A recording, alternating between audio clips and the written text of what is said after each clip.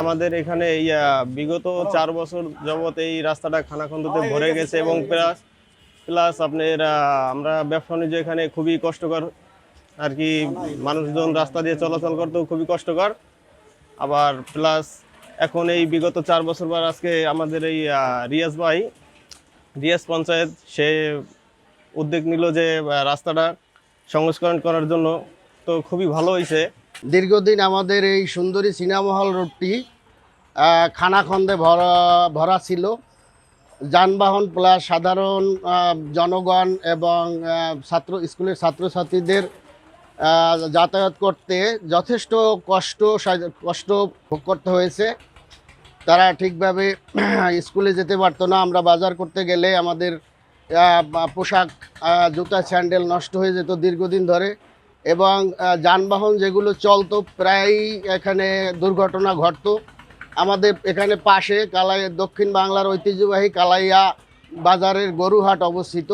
এখান দিয়ে প্রতি সপ্তাহের বিশেষ করে সোমবার এবং তার আগের দিন রবিবার এবং মঙ্গলবার প্রচুর পরিমাণে ট্রাক চলাচল করে। তো সেক্ষেত্রে এই সড়কটা দীর্ঘদিন ধরে এমন একটা পর্যায়ে ছিল যে ট্রাক যাতায়াতের সময় তারাও অনেক সময় খানাখন্দের ভিতরে আটকে যেত এবং সীমাহীন জনদুর্ভোগ শুরু হতো। এই প্রেক্ষিতে দীর্ঘদিন পরে হলেও আমাদেরই এলাকার ছোট ভাই রিয়াজ পঞ্চায়েত সে তার ব্যক্তিগত উদ্যোগে এই যে খোয়া এনে এইখানে ভরাট করতেছে। বিশেষ করে বর্ষা মৌসুমে এটা আমাদের জন্য একটা বিরাট সাফল্য। নিজস্ব উদ্যোগে যে ভরাটের উদ্যোগ নিয়েছে, এজন্য আমরা এলাকাবাসীর পক্ষ থেকে তাকে অনেক ধন্যবাদ জানাই। আমরা বিগত 4 থেকে 5 বছর যাবৎ এই কালাইয়া সুন্দরী সিনেমা হল রোড এলাকাটিতে যে রাস্তার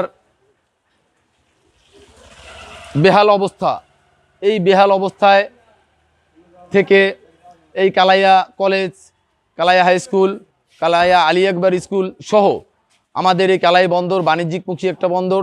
এই বন্দরের ব্যবসায়িক জনসাধারণের যে জনদুর্ভোগ সৃষ্টি হয়, সেই জনদুর্ভোগ নিরসনের লক্ষ্যে আমি এখানে কিছু ইট, বালু, সিমেন্ট, খোয়া এগুলো ফেলে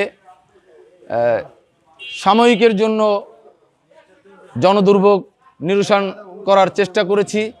আমি ইউনো মহোদয় সহ সকলে এই সরকারের কাছে দাবি জানাচ্ছি যে স্থায়ীভাবে আমাদের এই রাস্তাটি যাতে সংস্কার করা হয়।